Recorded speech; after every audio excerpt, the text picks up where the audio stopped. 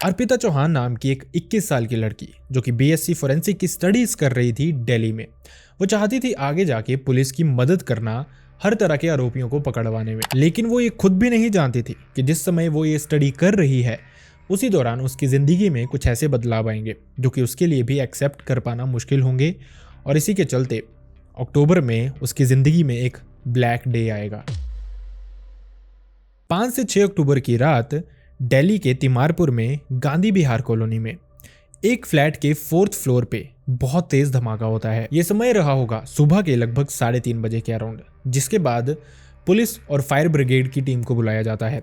आसपास के सभी लोग उठ खड़े हुए थे, यह धमाका इतनी जोर से था। फायर ब्रिगेड की टीम वहां पे पहुंचती है, जिसके बाद आग पे काबू पाया जाता है। लेकिन जैसे ही आग पे काबू पाया जाता है सब कुछ जल के बहुत बुरी तरह से राख हो चुका था। इसी बीच में जहां पे बहुत सारा सामान जला हुआ पड़ा था वहीं पे पुलिस को एक लाश भी मिलती है, और ये लाश देखने में एक लड़के की लग रही थी। पुलिस थोड़ी ही देर में फोरेंसिक टीम को भी बुलाती है जो कि इस लाश के आसपास की चीज़ों को देखती है और लाश को मुर्दा घर लेके जाया जाता है।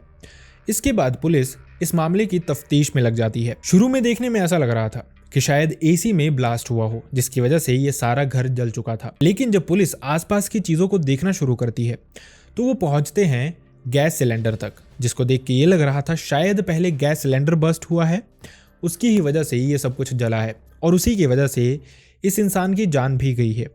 थोड़ी देर में जब आसपास पूछताछ की जाती है तो पता चलता है कि इस इंसान की उम्र 32 साल थी और इस इंसान का नाम था रमकेश मीना। रमकेश मीना पिछले 7 सालों से दिल्ली में ही रह रहा था, यूपीएससी की तैयारी कर रहा था। इसी दौरान काफ़ी लोग उसको जानते भी थे आसपास के। रमकेश मीना की फैमिली को भी ये सब कुछ बताया जाता है, उसकी माँ को इनफैक्ट वहाँ पे बुलाया जाता है। शुरुआती दौर में ऐसा लग रहा था कि ये कोई हादसा है, सिलेंडर खुद से फट गया था, इसी वजह से ये सारे के सारे घर की हालत इस तरह की हो गई है। लेकिन जब फोरेंसिक टीम वहाँ पे पहुंची थी, पुलिस के साथ बैठी थी, तो उनकी बातचीत इस तरह से होती है कि जो लाश है उसकी हालत को देख के ऐसा नहीं लग रहा था कि ये किसी तरह का हादसा हो।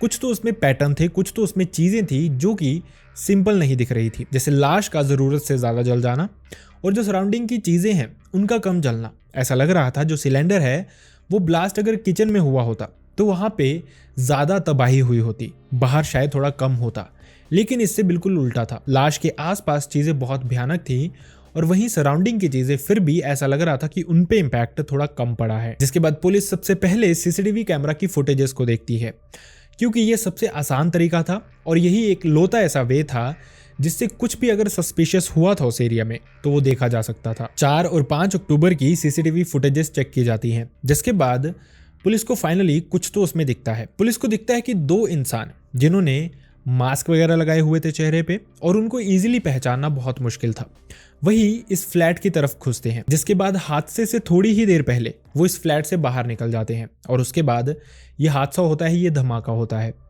कहीं ना कहीं पुलिस को डाउट हो रहा था इन्हीं इंसानों पे, क्योंकि ऐसा कैसे पॉसिबल था कि कुछ लोग अंदर जाते हैं लेकिन इस इंसिडेंट से थोड़ी ही देर पहले बाहर चले जाते हैं। इसी के चलते पुलिस ये पता लगाने में लग जाती है कि आखिरकार ये लोग कौन थे। पुलिस आसपास पूछताछ करती है लेकिन ये पता लगाना बहुत मुश्किल था कि ये इंसान असल में थे कौन। इसके बाद जब पुलिस को लगता है कि चीज़ें सस्पिशियस हैं तो वो टेक्निकल सर्वेलेंस का सहारा लेते हैं, मतलब कि उस समय में वहाँ पे कौन कौन इंसान था, कौन कौन से फ़ोन नंबर्स वहाँ पे एक्टिव थे। इसके बाद ही पुलिस को ये पता लगता है कि वहाँ पे असल में जो लोग एंटर किए थे, जो 2 लोग थे, उनमें से एक लड़की थी। लड़की का नाम था अमृता चौहान जिसकी उम्र थी 21 साल और वहीं पे उसके साथ एक लड़का था जिसका नाम था सुमित कश्यप, इसकी उम्र थी 27 साल।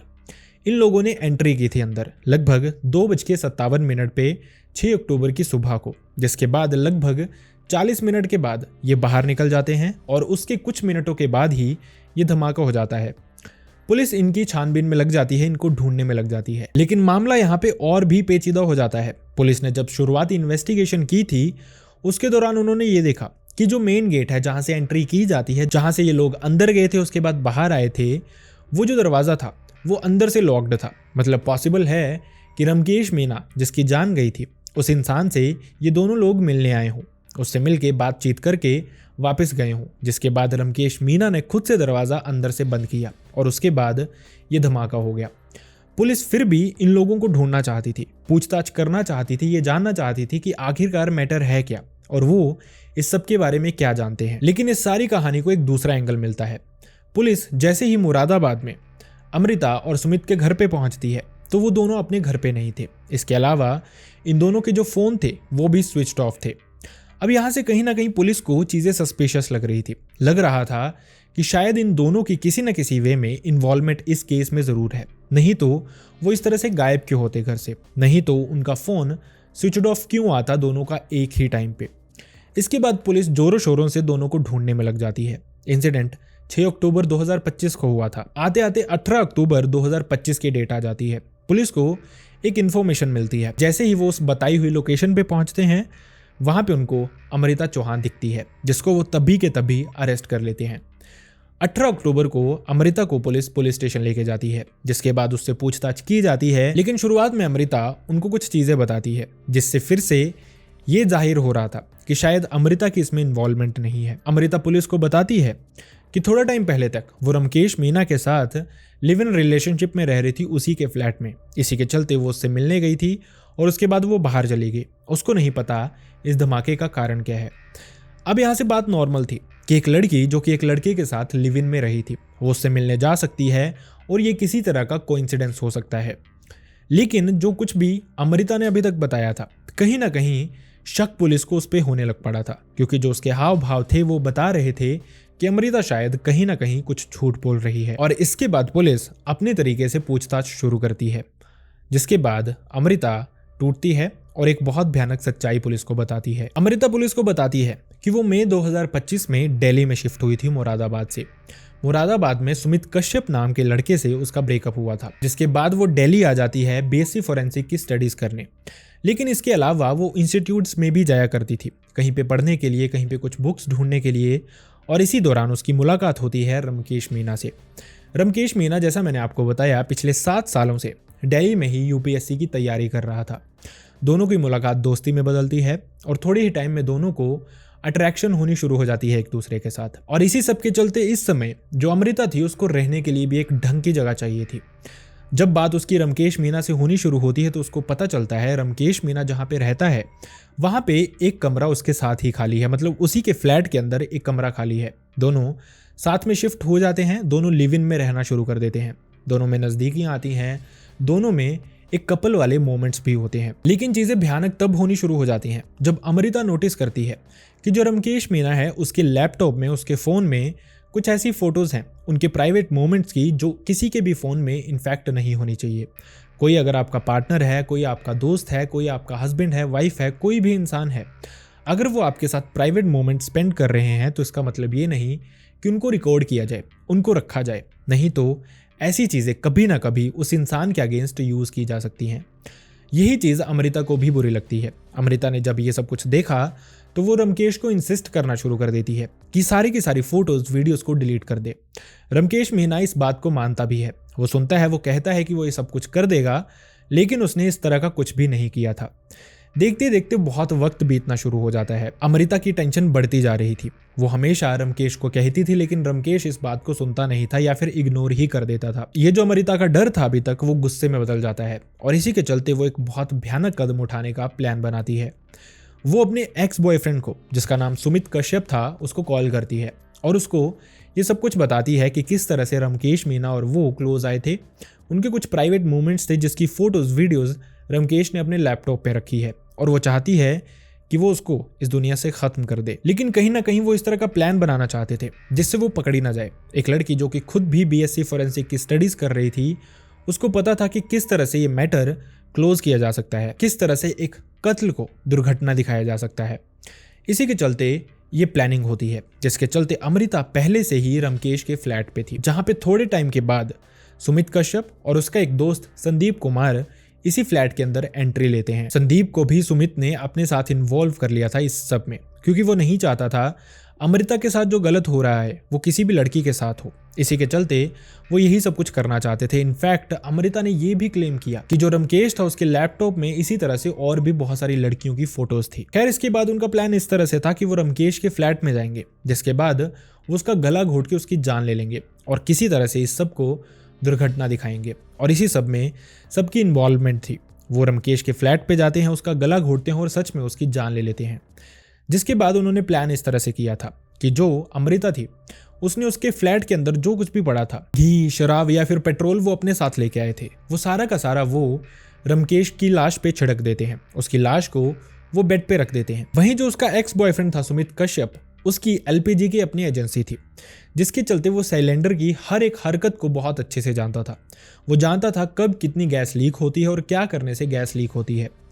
इसी के चलते वो सबसे पहले उसको बेड पे लेटाते हैं, जिसके बाद ये सारी चीजें उस पे फेंकी जाती हैं और उसके बाद संदीप और अमृता पहले बाहर निकल जाते हैं। जिसके बाद सुमित अंदर ही रहता है और वो सिलेंडर की नोब को हल्का सा लूज कर देता है, जैसे गैस को डिम रखने के लिए। और ये जो गैस की पाइप थी इसको वो रमकेश के पास ही रख देते हैं। जिसके बाद रमकेश की लाश पे आग लगा दी जाती है और साथ ही ये जो सिलेंडर था धीरे धीरे इसकी गैस लीक हो रही थी और थोड़ी ही देर में वो जानते थे कि ये सिलेंडर भी फटने वाला है, क्योंकि अंदर बहुत सारी आग हो जाएगी। इसी के चलते जो अमृता और संदीप पहले बाहर चले गए थे, उन्होंने जो मेन गेट था वो इस तरह से था कि उसमें बाहर मेटल के रोड्स लगे हुए थे और अंदर एक जाली थी ताकि किसी भी तरह के मक्खी मच्छर अंदर ना आ सके।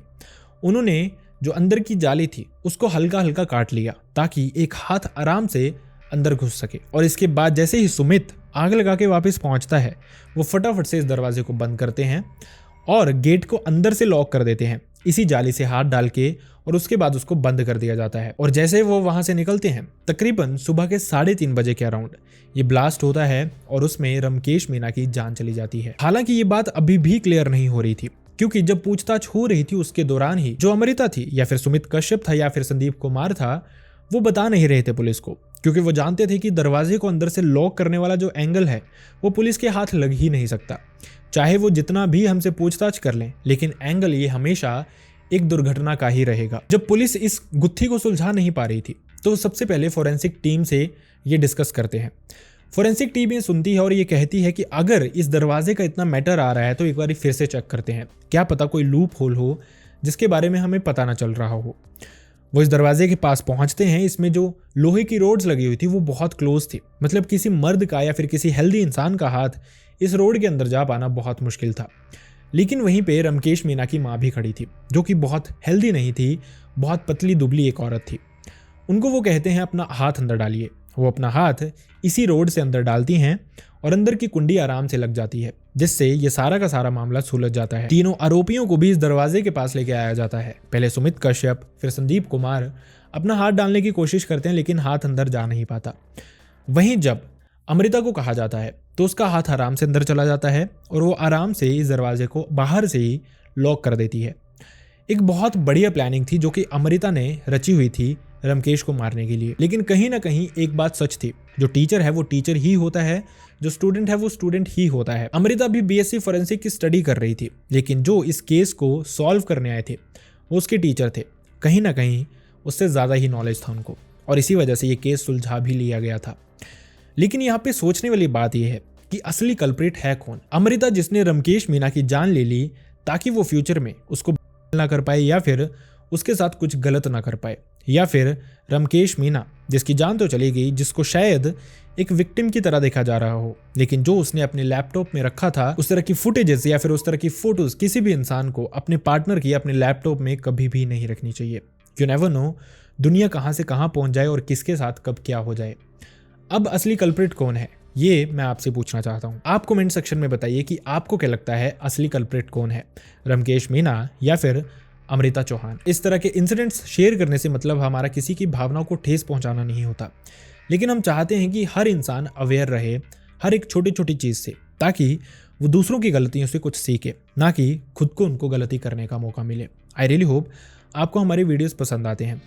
अगर वीडियोस पसंद आते हैं तो वीडियो को लाइक करना ना भूलें, चैनल को सब्सक्राइब करना ना भूलें और अपना ख्याल रखें। See you next time in next video. Bye bye.